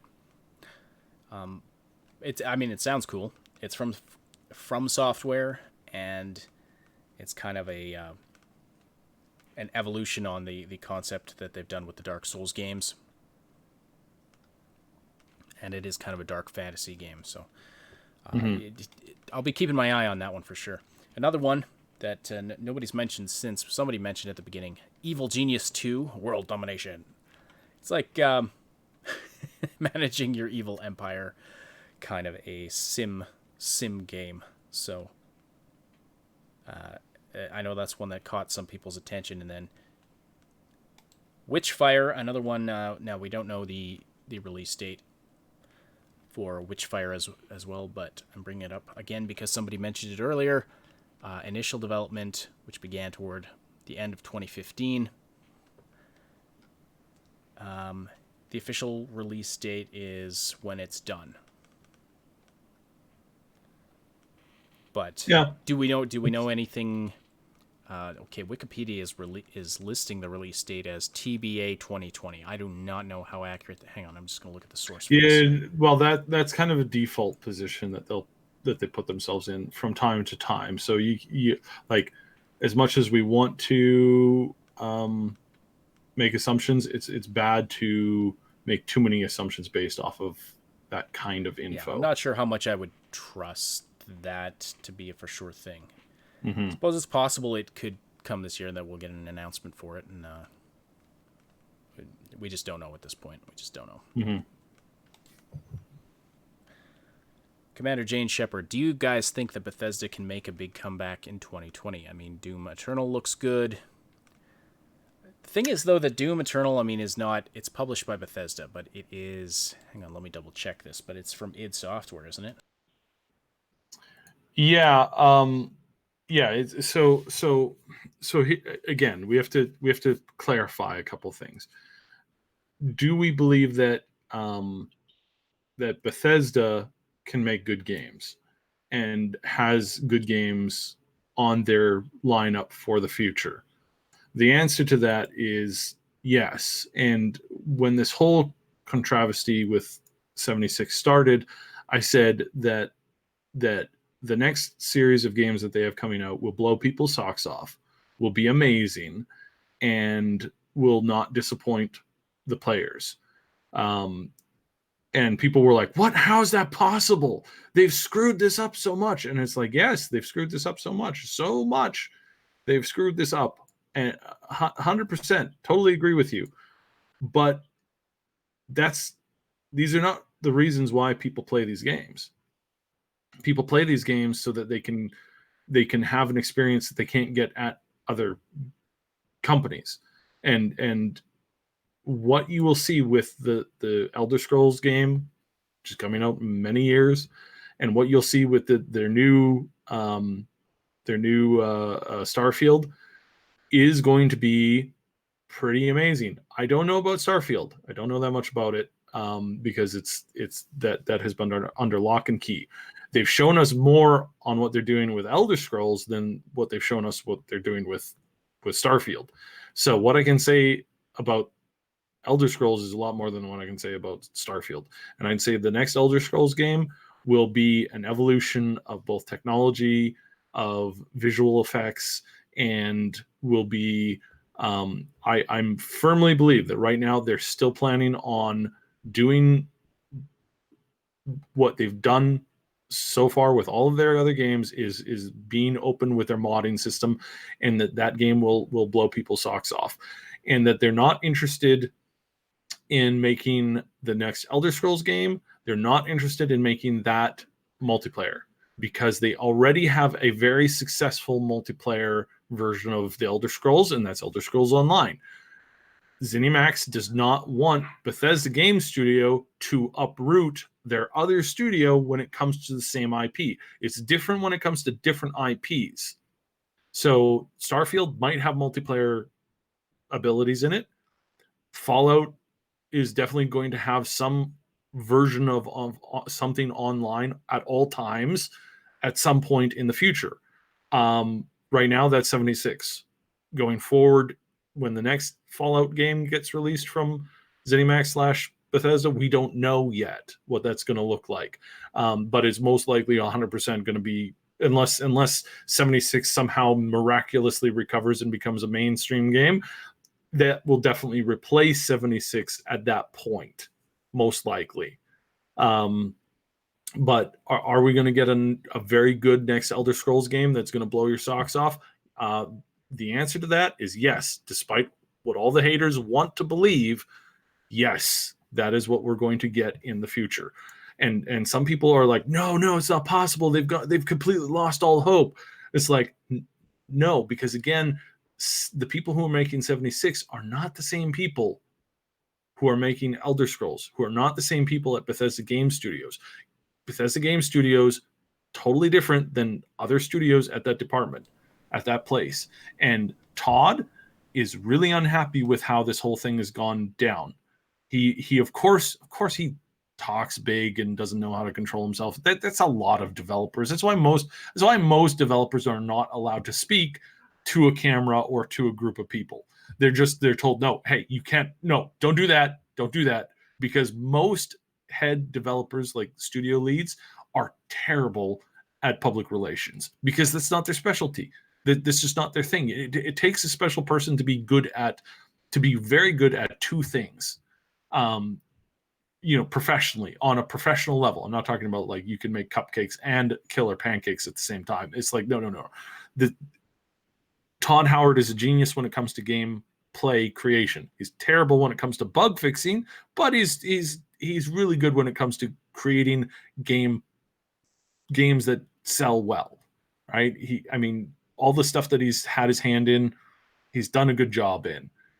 Buggy, yes, but for a long time, the bugs from Bethesda were treated, with friendliness. They really were. They were like, is it a bug or a feature? We don't know. Ha ha. Smiles and laughs, and everybody's having fun and thinking, whatever. And it's like, okay, but how, right? Like, yeah. So I'm tangenting here. Yeah. Well, it's true that you had different people calling you had ZeniMax calling the shots with how Fallout 76 went down.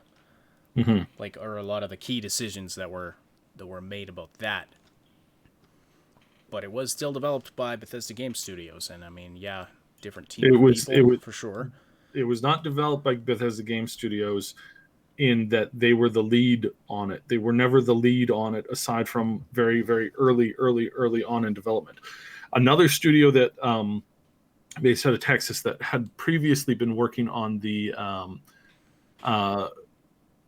Polly, thank you for the 200 Norwegian funds. Wow. That is a lot more. Thank you so much. So I will read this because this pertains to what I'm talking about. Bethesda have no other option but to redeem themselves with Starfield. 100%. Carrying on.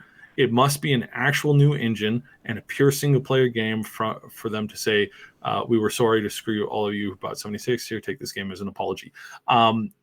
Agree with all of that except for the whole engine thing. Because, again, the engines are really what make games good games. And the worst thing that can happen in gaming, the absolute worst thing that can happen in gaming, is that there's one or two engines, and those are the go-to engines that everybody uses. That is the worst thing. If you want to stagnate and kill the gaming community and the game industry as a whole, bring down the number of engines that everybody uses down to 2. It's just as bad as having a bunch of really crappy engines that nobody ever puts emphasis and focus on in repairing and making the stuff better. And so this is where I say that, yes, I understand a lot of people hate the Bethesda engine, but this is also why the games do well, and this is also why the Bethesda games sell well. You cannot replicate the Skyrim and the Fallout 3, the Fallout 4 experience. You cannot replicate, and the New Vegas. I always forget about New Vegas, even though it's probably one of the best games ever made, period. Without a doubt, you can't have that same experience in a different engine. Why? Because we know that it doesn't work. We know that there's people who've replicated a Skyrim type game within a bunch of different engines, and it never, ever works. Not the way that they're thinking, and it certainly doesn't feel like it. The combat might for a time, but eventually you go, this is just not the same. Because the engine's just like anything where it's like you get a feel for it, you get you start to get a connection to what it is. And this is where we have to really highlight this. 100%. The engine is old when it comes to certain things. However, it's not beyond the ability for them to upgrade into something that's top tier and still retains a lot of that cool stuff that you don't get in other games. So it's not good to encourage them to drop the engine, because if they were drop the engine and replace it with Unreal, we would just get a crappy Fortnite type Skyrim port. And that's not good, because what makes the game great is these little things that you can't do in other games. You can't do any of this stuff, and you don't have the similar types of physics that you have in Unreal. It's just not in that engine. And their engine, yes, it's kind of piecemeal. They've been slapping it together for years, but the amount of stuff that the mods can do and that mod creators can do with that engine, as it is an old piece of, frustrating, hair pulling out, problem causing, nightmare, dystopia, everything, all that stuff. you can still do things with it that you cannot do with any other engine.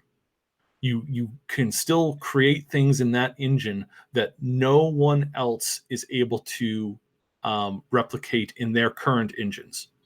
And you have a mod friendliness with that engine that surpasses most other engines currently. So what do they need to do? They need to fix the engine, streamline everything, and create a system that helps to fix bugs as you go, which is exactly what they've been working on for the past little while. Whole new animation engine has been put into.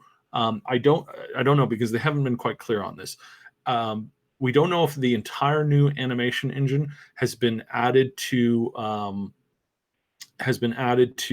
Starfield, or if it's being added to Elder Scrolls.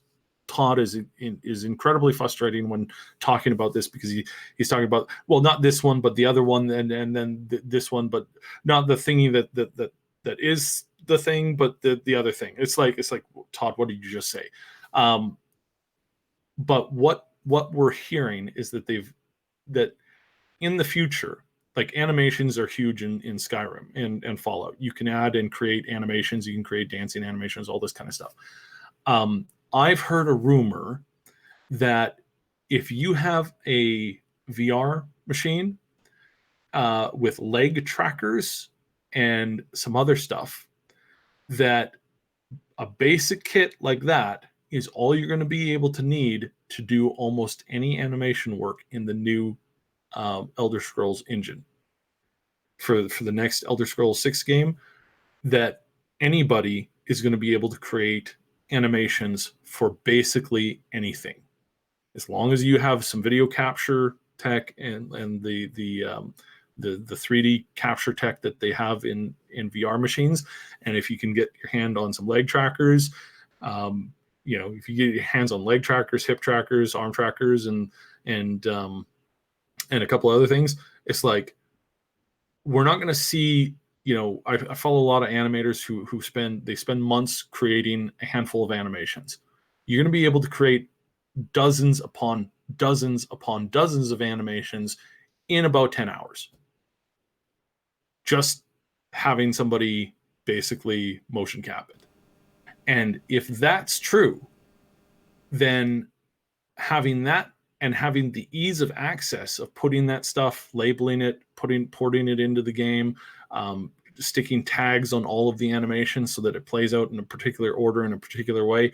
If that's the case, we're talking about a game-changing alteration to a game engine that is going to supersede everything that is currently on the field when that thing gets put out. And it's going to be put out as a creation kit. Again, this is if they keep moving in the same direction, which is why this engine is it's like, I know a lot of people who hate that engine, and I'm looking at it and going, I know what's actually under there, and I know the potential of what they can do with that.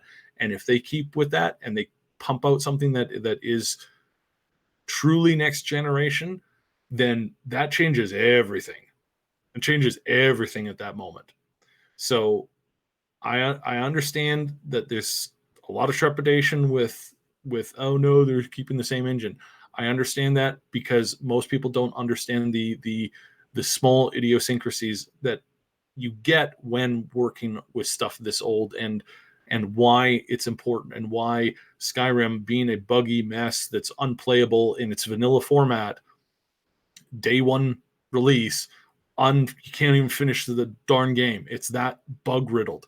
It's that problematic. It's that much of a headache. You cannot get that same reaction after you add in all the fixes, the DLCs, all of the mods. You streamline everything. You get it working perfectly. You get a game that literally has no comparison today in graphics. Aside for a game that's well over a decade old, it's like you can do that if you want. I can drop in a 12K texture pack into my entire Skyrim game and have light up an EMB in a proper way, and I can make the game look as good or better than any game that they currently have coming out. That's what they can do with a 10-year-old engine that has serious shortcomings and has serious problems. Imagine what they can do after 10 years of fixing that engine. It's going to be like 16 by the time this comes around. Imagine what they can do with that when they improve all that stuff. They streamline all that stuff. They add in a whole bunch of new programs and tools to allow you to basically do and create anything that you want in that world. Then suddenly we're going to see the whole thing change. And it's going to be really, really interesting. And it's going to be worth it. So I get that. And you're true. It's true what they have to do with Starfield. Starfield has to knock everybody out of the park, which is why they delayed it. Because if Starfield is not perfect or as close to perfect as they're capable of getting it, then I mean their reputation's done with. Probably, and it's probably going to hurt them significantly, which is going to suck because, again, what we're seeing with the next Elder Scrolls game, you will not believe it until you get your hands on it, and so that's and again, I know that. And that's going to suck, but that's what's going to happen. So, yeah. Well, I would say as long as the corporate suits don't stop screwing with it, if they don't screw with it too much, then yeah, we could potentially get some really good games with both Starfield and Elder Scrolls 6. It's but they've got some EA syndrome going on with the corporation being a corporation wanting to juice the project for as much money as possible in their short-sighted way that may increase revenue in the long run, but the damage it does to your reputation, the damage it does to you I'm sorry, I think I said that wrong. It may increase revenue in the short run to dive into these predatory microtransaction processes and to release a garbage live service like Fallout 76, but reputation damage, the fact that I'm going to be much, much less excited for the next Fallout when it gets announced. Unless, the company does do some recovery with the next games on their roster, that kind of a thing. Yeah, I suppose there's still some hope there. So hopefully I don't make a mess of that. But anyway, we're still looking at... those are a long ways off. Starfield, we're not looking at that for 2020, are we? Maybe we're... The rumor is that we're looking at that for 2020, yeah. Oh, really? Okay. So, I mean, it hasn't been officially announced. I suspect that we will have an announcement at E3 or some summer thing where Todd will pull a Todd, where he walks out and he's basically, this is Starfield, this is everything, it's going to be awesome, and by the way, it's coming in 3 months or less, right? I suspect that's going to be a thing. Yeah, give it the Fallout 4 treatment. I mean, if they go back to that kind of a thing, I think that could do a lot toward repairing the damage done, especially if they emphasize, okay, this is what you want. This is what our core players want. And if it actually is that, and it's not going to be full of microtransactions and multiplayer live service garbage. Yeah, and I hope that they can return to their... Because, I mean, Bethesda has done a lot of good things. And yeah, there's been some corporate... stupidity, decision-making, greed, arrogance, that has harmed them. Fallout 76 was just bad. It was a huge mistake. Anyway, we don't need to talk that to death. Traxmaeus says it's not about core players, it's about everyone. Well, I mean, yeah, they need to have a game that has mass appeal. But they need to repair the damage that they've done to their relationship with the core sort of Bethesda game players. Like when you have memes going around about how Bethesda did in 1 year what EA did in 10 or something like that, it's kind of no, it's problematic. And I can't, again, I understand the frustration and ferocity that people have had these problems. I get that. I really, really, really, really do. But it's also not something that I'm not going to, I'm not going to set up people say, oh yeah, you guys just, I mean, you won't believe they're utter garbage. They're gonna crash and burn, when that's not actually going to happen. With Elder Scrolls, at least we don't know with Starfield yet. And I'm also not going to, because what we've been digging up has been very, very, very interesting, and I cannot put enough very, very interesting. I can't do that enough to get you to understand that there is some serious stuff going on over at Bethesda and ZeniMax, and not everybody's on board, and not everybody's not doing anything. Stuff is going on. People are making moves. There are things and plans in the works that, and again, I haven't been able to confirm everything. We're going as best as we can. We're trying to get info, but especially when it comes to Bethesda Game Studios, that place is like, it's a literal vault in the ground. It's a literal Fallout vault. You can't get info out of there in any way, shape, or form with ease. People don't talk there. They're very tight. It's a very tight community. They have had, I think Bethesda Game Studios lost like less than 5 people in the last like 10 years. Like, think about that. Most other gaming companies have basically a revolving door. And you can talk to tons of people who used to work here, used to work there. You can't do that in Bethesda Game Studio, because everybody that's been there for years is still there. The team is tight, and they work together really well, and they don't let outside things influence them. Not like other studios and other places. So, yeah, it's interesting, very interesting. All right. Well, I think we have just passed the 2-hour mark. We should probably look at wrapping up. But I think it's been an interesting journey through 2019. It's been one of the more interesting years. And I think there's going to be a lot of interesting stuff happening in 2020. Definitely looking forward to this year. And not just because of Cyberpunk, but probably mostly because of Cyberpunk.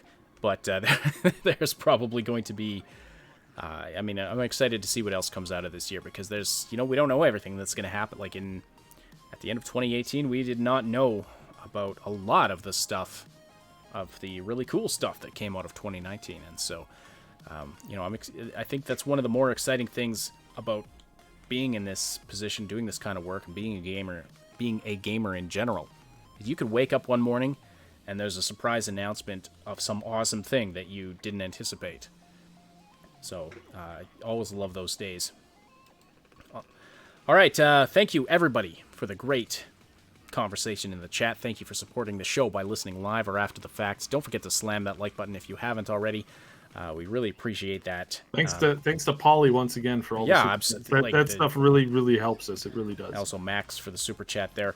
Thank you all for the support of the show. If you're listening after the fact, also don't forget to like and comment and subscribe to the channel for tons more. We are going strong into 2020. There's going to be no shortage of content right here on the Triple S League YouTube channel. Yes, see you next year, Somnolence. Thank you to our Patreon supporters and our channel members who help make this content possible. Our Big Damn Heroes on Patreon, Old Man Manson, and our 2 anonymous supporters there. Our channel members, Jason Cropper, Mr. Padzernick, Jer Schultz, Game Notes, Paul Young, Night City Punk, and Terror K. If you're listening after the fact on SoundCloud, iTunes, Spotify, or any of the other platforms that this podcast goes out to, we appreciate your interactions there as well. And don't forget that you can join the live show on YouTube. On Wednesday, in North America, it's Wednesday nights, Wednesday afternoons and Saturday mornings. Slightly different times in different parts of the world. Of course, see the Discord server for the exact times and schedules. But on the live show, you get the latest info sooner, and you can interact with us and other listeners, etc. It's a lot of fun. This podcast is a presentation of the Triple S League. Check out our YouTube channel for game guides, reviews, comedy, news updates, and tons more quality gaming content. My name is Ash. On behalf of Cyber City, and thank you all so much for listening. We'll talk to you again very soon. Have a great new year. We'll see you all in January.